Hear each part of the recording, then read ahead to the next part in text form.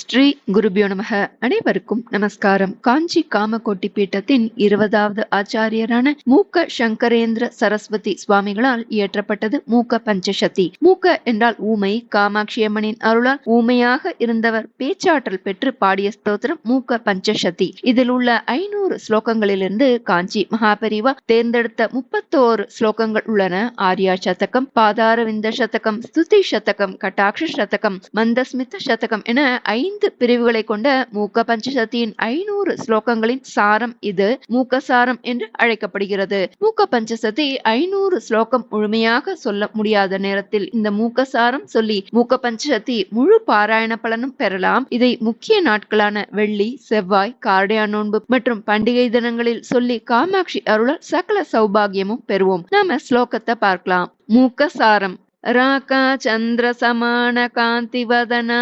நாகாதிராஜஸ்துதா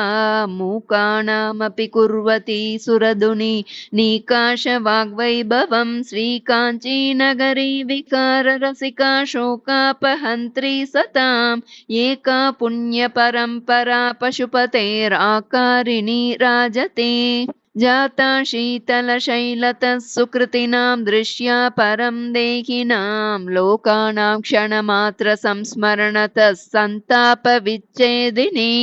आश्चर्यं बहुकेलनं वितनुते नैश्चल्यमाबिभ्रति कम्पायास्तटसीं निकापि तटिनी कारुण्यपातोमयी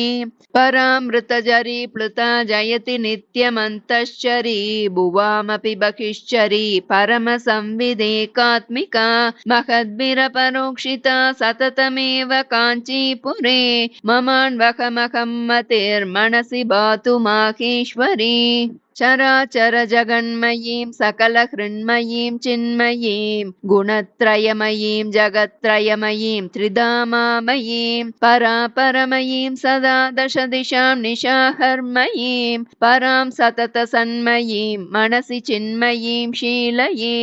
भवाम्बोधौ नौकां जडिम विपिने पावकशिकां प्रणम्येन्द्रादीनाम् अधिमुकुटमुत्तं सकलिकां जगत्तापे ज्योत्स्नाम् अकृतकवचः पञ्जरपुटे शुकस्त्रीं कामाक्ष्याः मनसि कलये पादयुगलीं परा विद्या हृद्या श्रितमदन विद्यामरकत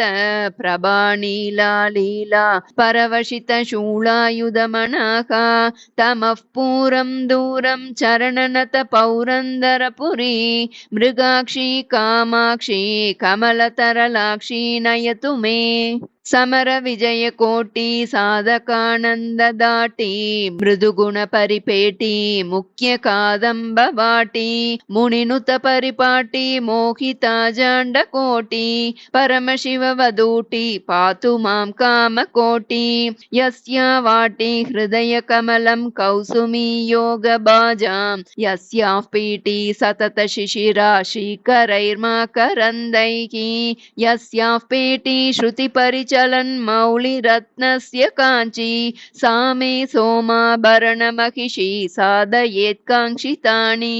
कुण्डलि कुमारि कुटिले चण्डि चराचर सवित्रि चामुण्डे गुणिनि गुहारिणि गुह्ये गुरुमूर्ते त्वां नमामि कामाक्षी अभिदाकृतिर्भिदाकृतिः अचिदाकृतिरपि चिदाकृतिर्मातः अनहन्ता त्वमहन्ता प्रमयसि कामाक्षि शाश्वती विश्वम् अन्तरपि बहिरपि त्वं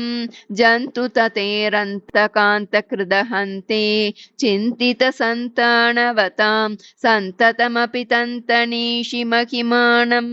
गिरां दूरौ चोरौ जडिमतिमिराणां कृतजगत्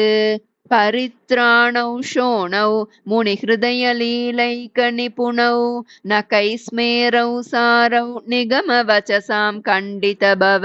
ग्रहोन्मादौ पादौ तव जननि कामाक्षि कलये जपालक्ष्मी शोणो जनित परमज्ञाननलिनी विकासव्यासङ्गो विपलित जगज्जाड्यगरिमा मनः पूर्वाद्रिं मे तिलकयतु कामाक्षि तरसा तमस्काण्डद्रोही तव चरणपातो जरमणक वरीवर्तुस्ते मा त्वयि मम गिरां देवि मनसो नरीनर्तु प्रौढा वदनकमले वाक्यलहरी चरीचर्तु प्रज्ञा जननि जडिमानः परजने सरीसर्तु स्वैरं जननि मयि कामाक्षि करुणा नीलोऽपि रागमधिकं जनयन् पुरारेः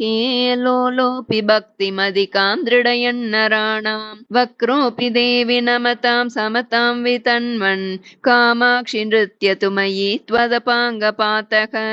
अत्यन्तशीतलमतन्द्रयतु क्षणार्धम् अस्तोकविभ्रममणङ्गविलासकन्दम् अल्पस्मितादृतमपार कृपाप्रवाहम् अक्षिप्ररोहमचिरान्मयि कामकोटि कैवल्यदाय करुणारसकिङ्कराय कामाक्षि कन्दलितविभ्रमशङ्कराय आलोकनाय तव भक्तशिवङ्कराय मातर्नमोऽस्तु परतन्त्रितशङ्कराय संसारघर्म परितापजुषां नराणां कामाक्षि शीतलतराणि तवेक्षितानि चन्द्रा तपन्ति गणचन्दनकर्दमन्ति मुक्ता गुणन्ति हिमवारि निषेचनन्ति बाणेन पुष्पधनुषः परिकल्प्यमान त्राणेन भक्तमनसां करुणाकरेण कोणेन कोमलदृशस्तव कामकोटि शोणेन शोषय शिवे मम शोकसिन्धुम् अज्ञातभक्तिरसमप्रसरद्विवेकम् अत्यन्तगर्वमनदीत समस्तशास्त्रम् अप्राप्तसत्यमसमीपगतम् च मुक्तेः कामाक्षि नैव तव काङ्क्षति दृष्टिपातः इन्दाने भववीतिहोत्रनिवहे कर्मौघचण्डानिल प्रौढिम्ना बहुलीकृते निपतितं सन्तापचिन्ताकुलम् मातर्मां परिषिञ्च किञ्चिदमलैः पीयूषवर्षैरिव श्रीकामाक्षि तव स्मितद्युतिकणैः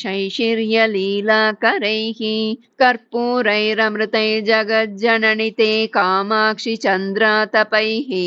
मुक्ताहारगुणैर्मृणालवलयैर्मुग्धस्मितश्रीरियं श्रीकाञ्चीपुरनायिके समतया संस्तूयते सज्जनैः तत्तादृङ्ममतापशान्तिविदये किं देवि मन्दायते चेतः शीतलयन्तु नः पशुपतेरानन्दजीवातवो नम्राणां नयनाद्वसीमसु शरच्चन्द्रातपोपक्रमाः संसाराख्य सरोरुका करकलीकारे तुषारोत्कराः कामाक्षि स्मर कीर्तिबीजनिकरा स्पन्मन्दहासाङ्कुराः सूतिष्वेतिमकन्दलस्य वसति शृङ्गारसारश्रियः पूर्तिः सूक्तिजरीरसस्य लहरी कारुण्यपातो निदेहे वाटिकाचन कौसुमी मधुरिमस्वाराज्य लक्ष्म्यास्तव श्रीकामाक्षि ममास्तु मङ्गलकरी हासप्रभा चातुरी क्रीडालोल कृपा सरोरुखमुखी सौदाङ्गनेभ्यः कवि श्रेणी वाक्परिपाटिकामृतजरी सूती गृहेभ्यः शिवे निर्वाणाङ्कुर सार्वभौम पदवी सिंहासनेभ्यस्तव श्रीकामाक्षि मनोज्ञमन्दहसित ज्योतिष्कणेभ्यो नमः कवित्वश्रीमिश्रीकरणनिपुणौ रक्षणचणौ विपन्नानां श्रीमन्नलिनमसृणौ शोणकिरणौ मुनीन्द्राणामन्तःकरणशरणौ मन्दसरणौ मनोज्ञौ कामाक्ष्या दुरितहरणौ नौमि चरणौ परस्मात् सर्वस्मात् अपि च परयोर्मुक्तिकरयोः नखः श्रीभिर्ज्योत्स्ना कलिततुलयोस्ताम्रतलयोः निलीये कामाक्ष्या निगमनुतयोर्नाकिनतयोः निरस्तप्रोन्मीलन्नलिनमदयोरेव पदयोः रणन्मञ्जीराभ्यां ललितगमनाभ्यां सुकृतिनां मनोवास्तव्याभ्यां मतिततिमिराभ्यां नकरुचा निदेयाभ्यां पत्या निजशिरसि कामाक्षि सततं नमस्ते पादाभ्यां नलिनमृदुलाभ्यां गिरिसुते यशस्सूते मातर्मधुरकवितां पक्ष्मलयते श्रियं दत्ते चित्ते कमपि परिपाकं प्रतयते सतां पाशग्रन्थिं शिथिलयति किं न कुरुते प्रपन्ने कामाक्ष्याः प्रणति परिपाटी चरणयोः मनीषां माहेन्द्रीं ककुभमिव ते कामपि दशां प्रदत्ते कामाक्ष्याश्चरणतरुणादित्यकिरणक यदीये सम्पर्के धृतरसमरन्दा कवयतां परिपाकं दत्ते परिमलवती सूक्तिनलिनी भुवनजननी भूषा भूतचन्द्रे नमस्ते कलुषशमनी कम्पातीरगेहे नमस्ते निखिलनिगमवेद्ये नित्यरूपे नमस्ते परशिवमये पाशच्छेदहस्ते नमस्ते इति मूकसारं सम्पूर्णम्। श्रीगुरुभ्यो नमः।